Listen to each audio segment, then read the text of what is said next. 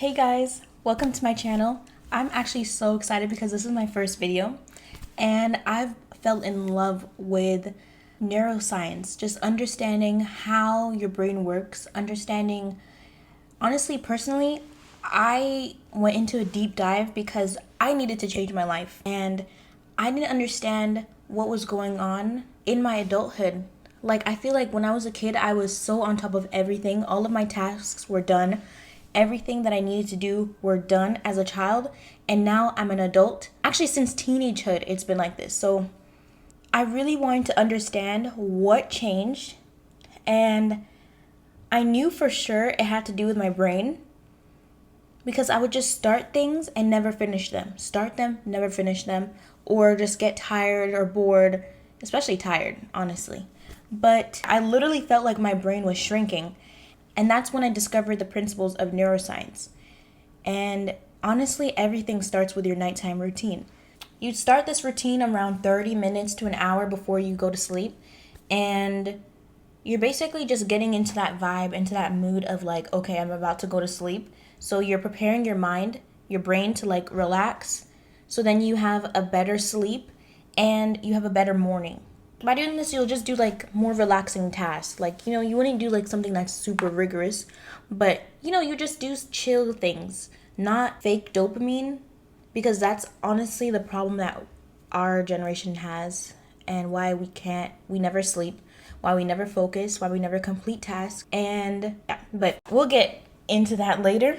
But tip 1 is time blocking. Putting your entire routine on autopilot will help your mind relax, and this will reduce the amount of decision fatigue. I'm pretty sure we've all heard of decision fatigue, and we make so many decisions a day. So when you're just about to go to sleep, you don't want to add more decisions and more thoughts. You want to just make sure that everything is perfectly in alignment and that you just do everything without even thinking. So your night kind of flows better. Doing this, you kind of put your prefrontal cortex, which is the part of your brain that is in charge of decision making, you kind of like let that rest because all day you've been making decisions and now you're like getting into the moment of like relaxing and yeah, preparing for bed. And the best ways to time block is like through apps like Google Calendar or Notion. You just basically pick a specific time frame and you block out time to get that task done within that time frame. And honestly, sometimes I go over, but try your best to stay within that time frame, and whatever is not done, just leave it for the next day or it'll make you speed up doing the tasks. Tip number 2 is your circadian rhythm. Regulating your circadian rhythm specifically. This is basically your body's internal clock. Like, we have 24 hours in a day, and for some of that time we're actually sleeping. Some of that time within the sleep time our body's doing different things, and this is like a full cycle. So there's like a circadian rhythm cycle, and this is actually super important because it affects your body's temperature, hormones, digestion, and it can even affect your memory. So the best way to regulate your circadian rhythm would be to make sure you go outside the first like 30 minutes to an hour when you wake up. I think they even said like 90 minutes. So an hour to an hour and a half when you first wake up. And for me, I live in Canada. So when I wake up, which is around 4:35, it's still really dark. So I turn on lights, turn on lamps, expose myself to and even artificial light is fine. And though artificial light is not the best, as soon as the sun comes up, try to get yourself like sunlight. Like, I have a dog, so anytime like the sun does come up around 7:30, 8, I do bring her outside and we just take a little walk. Another way you can regulate your circadian rhythm is by getting physical activity. Actually, like working out, getting your blood pumping daily, at least a walk, at least like a long walk daily, can definitely help your circadian rhythm. For me, even though I walk my dog, she's pretty small, so we don't stay out that long, but I like to even just jump rope in my house. Like, just 10 minutes a day or 10 minutes every few days is good, because I think they said like 10 minutes equals to like 1 mile of running or jogging, and it could equal like 30 minutes of jogging. So because of like how high intensity it is.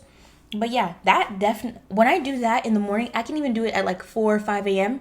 I'm pumped up. Like, I'm ready to start working. I'm ready to, like, you can't feel your circadian rhythm regulating, but I just feel like I'm ready to work. I'm feeling like I'm ready to do better in life, you know? And the things that we already know, like no caffeine, limit your screens because of like the blue light, you know, those things that we already know, but they are so important. And my final tip, reduce your brain activity.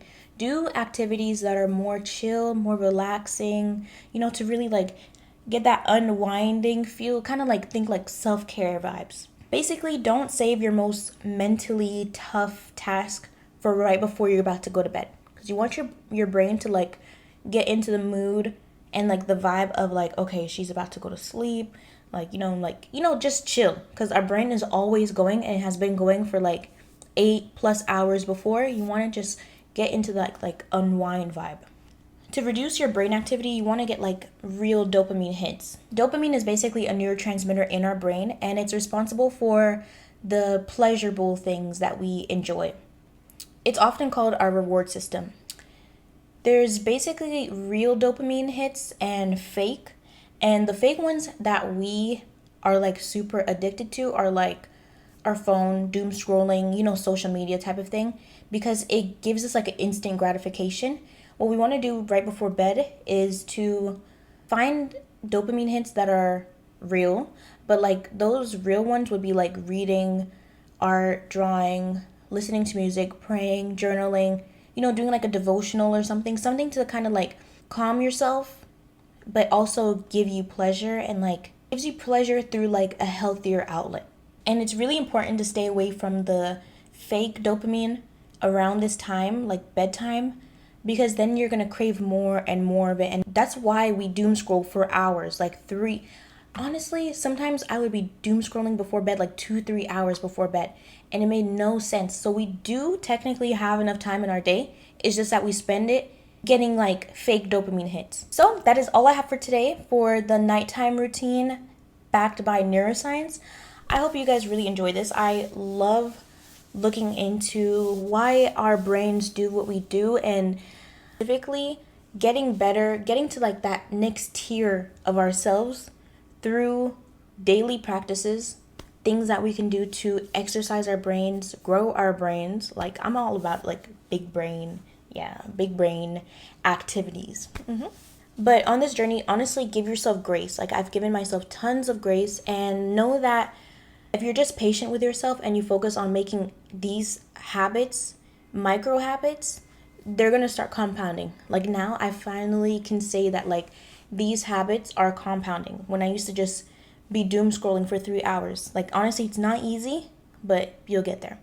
So if you love content like this, or you just want to understand how your brain works and how you can implement small tactics to kind of, you know, help your brain grow, get stronger for life in general, follow me, subscribe, leave a comment, you know, do all the things.